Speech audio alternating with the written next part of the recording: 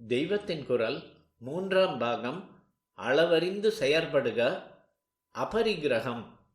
முதற் பகுதி. நமக்காக சம்பாதனம் செய்து கொள்வது, செலவழித்துக் கொள்வது இரண்டிலுமே ரொம்பவும் கணக்காயிருப்பதுதான் இதற்கு அடிப்படை. இதைத்தான் அபரிக்கிரகம் என்று பெரிய தர்மமாக சாஸ்திரங்களில் சொல்லி இருக்கிறது. பரிக்கிரகம் என்றால் உடைமை சேர்த்து கொள்வது. அப்படி சேர்த்து கொள்ளாமல் இருப்பதே அபரிக்கிரகம். நீ ஜீவிப்பதற்கு எது அத்தியாவசியமோ அதற்கு அதிகமாக ஒரு துரும்பு கூட சேர்த்து கொள்ளாதே என்பதுதான் அபரிக்கிரக தர்மம். இதை யோக சாஸ்திரத்தில் சாதகன் அடிப்படையாக கொள்ள வேண்டிய 5 யமங்களிலேயே ஒன்றாக பதஞ்சலி யோக சூத்திரத்தில் சொல்லி இருக்கிறார். யமம் என்றால் அடக்கி வைப்பது.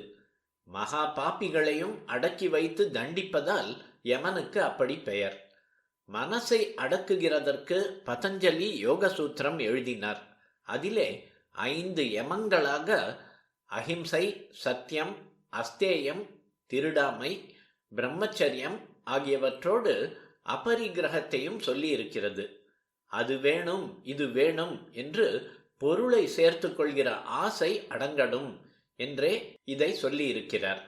இந்த ஆசை அடங்கினால் பணத்தாசை, அதற்காக எந்த தேசத்துக்கு வேண்டுமானாலும் போய் என்ன தொழில் வேண்டுமானாலும் செய்யலாம் என்ற பரப்பு, எந்த பொய் புரளி வேண்டுமானாலும் பண்ணி பணம் பண்ணலாம் என்ற அரிப்பு எல்லாமே போய்விடும். மனு தர்மசாஸ்திரத்தில் 5 தர்மங்களை அடிப்படையாக சொல்லும் இடத்தில் அஹிம்சை, சத்தியம், அஸ்தேயம் இந்த 3ஐயும் சொல்லிவிட்டு 4வதாக ஷௌச்சம் என்னும் சுத்தத்தையும் கடைசியில் இந்திரிய நிகிரகத்தையும் சொல்லியிருக்கிறார். பிரம்மச்சரியம் என்று பதஞ்சலி சொன்னதை கொஞ்சம் விஸ்தாரம் பண்ணினால் அதுவே இந்திரிய நிகிரகம். பதஞ்சலி சொன்ன அபரிக்கிரகத்துக்கு பதில் மனு ஷௌச்சத்தை சொல்லி இருக்கிறார். தனக்கு அத்தியாவசியமானதற்கு அதிகமாக ஒன்றை சேர்த்து கொண்டால் அதுவே திருட்டுதான் என்று மனு நினைத்திருப்பார் போல் இருக்கிறது. அதனால் அஸ்தேயம் என்று திருடாமையை சொன்னதிலேயே அபரிக்கிரகமும் அடக்கம் என்று அவர் அபிப்பிராயப்பட்டிருக்கலாம். திருட்டுக்கு பல டெஃபனிஷன். உள்ளங்கவர் கள்வன், சித்தச்சோர் என்றெல்லாம் பகவானுக்கே திருட்டு பட்டங்கள். வரவு சிறுத்து செலவு பெருகினால் அதுவே ஒரு திருடு என்று வசனம் இருக்கிறது. கீதையில் பகவான் லோக வாழ்க்கைக்கானவற்றை தேவசக்திகளிடமிருந்தே பெறுகிற மனிதனானவன் அவற்றை அவர்களுக்கு அர்ப்பணிக்காமல் அனுபவித்தால் அதுவே ஒரு திருட்டுதான் என்கிறார். குறிப்பு: கீதை 3.12. ஜீவாதார தேவைக்கு ஜாஸ்தியாக எதை சேர்த்து கொண்டாலும் அது கொள்ளையடித்து வைத்துக் கொள்கிற தோஷம்தான் என்று கருதி அபரிக்கிரக தர்மத்தை பின்பற்ற முயல வேண்டும். நம்முடைய ஆச்சாரியாலும் விவேக சூடாமணியில் இதை சிறப்பித்து சொல்லி இருக்கிறார். யோகத்தின் முதல் வாசல் மௌனம் என்று சொல்லிவிட்டு அடுத்ததாக அபரிக்கிரகத்தையே கூறுகிறார். யோகஸ்ய பிரதமம் துவாரம் வாங் நிரோதோ அபரிக்கிரக. ரூபாய் என்று ஒன்று ஏற்பட்ட நாளாகத்தான் சொந்தத்துக்கு ஜாஸ்தி சேர்த்து மூட்டை கட்டி வைத்துக் கொள்வது, தன்னுடைய துராசைகளுக்கே கண்ணா பின்னா என்று செலவழிப்பது இதெல்லாம் அதிகமாகி தான தர்மங்கள் பண்ணுவதற்கும் அபரிக்கிரக தர்மத்துக்கும் ஹானி உண்டாகி வந்திருக்கிறது. ரூபாய் என்று ஒன்று இல்லாத நாள் உண்டா என்று தோன்றலாம். அப்படி ஒரு நாள் இருந்திருக்கிறது. ஆதியில் எல்லா இடத்திலும் பார்ட்டர் என்று ஒரு பொருளுக்கு பதில் இன்னொரு பொருளை எக்ஸ்சேஞ்ச், பரிவர்த்தனை பண்ணிக்கொள்வதுதான் இருந்ததை தவிர ரூபாயோ ஸ்டெர்லிங்கோ டாலரோ இல்லை. அப்புறம்தான் ஒவ்வொரு சீமையிலும் சமுதாயங்கள் ஒரு அமைப்பாக கெட்டிப்பட்டு அங்கங்கே ராஜாங்கம் தோன்றி ஒரு ஆட்சி முறையின் கீழே வந்த பிற்பாடு நாணயம், கரன்சி என்பது தோன்றிற்று. எந்த பொருள் ஆனாலும் இதை கொண்டு மதிப்பை நிர்ணயம் பண்ணுவது சுலபமாயிருந்தது. கையடக்கமாக எடுத்து போகும்படியாகவும் வைத்து காக்கும்படியாகவும் இப்படி ஒன்றை ஏற்படுத்தி கொண்டார்கள்.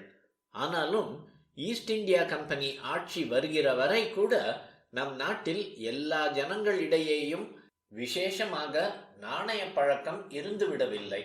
மேல் மட்டங்களில் சில காரியங்களுக்கு மட்டும்தான் நாணய மாற்றத்தில் கொடுக்கல் வாங்கல் நடந்தது. ஒரு நாணயத்துக்கு நிஜமாகவே அதன் மதிப்பு இருக்கும்படியாக தங்கம், வெள்ளி இவற்றிலேயே காசு இருந்ததால் அதிகமாக கிடைக்காத இந்த லோகங்களில் அளவாகவே நாணயம் போடுவார்கள். அப்புறம்தான் நாணயத்துக்கும் அதன் மதிப்புக்கும் சம்பந்தமே இல்லாமல் நிக்கல், செம்பு, வெறும் காகிதம் என்று ஏற்பட்ட பின் இஷ்டத்துக்கு அச்சடித்து எல்லோருக்கும் எல்லாவற்றுக்கும் விநியோகிப்பதாக ஆகிவிட்டது. இதற்கு முன்னாடி சமீப நூற்றாண்டுகளில் கூட பொது ஜனங்களுக்கிடையே பண்டமாற்று முறையில்தான் பெரும்பாலும் வியாபாரம் நடந்தது. அரசாங்கத்திற்கு கூட விளைச்சலில் 1/6 தானியமாகவே தான் கொடுக்கப்பட்டு வந்தது. பாக்கி தானியத்தை பணமாக்க முடியாது. விவசாய நாடு அல்லவா இது. இங்கே உற்பத்தியாகிற பண்டங்களில் தானியம்தான் மிகவும் அதிகம். அநேகமாக ஒவ்வொருவனுக்கும் சொந்தமாக துண்டு நிலமாவது இருக்கும். அல்லது வர்ணாசிரம பரிபாலனம் ராஜாங்க கடமையாக இருந்ததால் தன் குலத்தொழிலை செய்கிற அநேக துறையினருக்கு ராஜமான்யமாக நிலமோ தானியமோ கிடைத்து வந்தது. இதனால் நிலச்சுவான்கள் வரியாக 1/6 தந்தது தவிர பாக்கியை விற்று பணம் பண்ணுவதற்கு பெரும்பாலும் இடம் இல்லாமலே இருந்தது.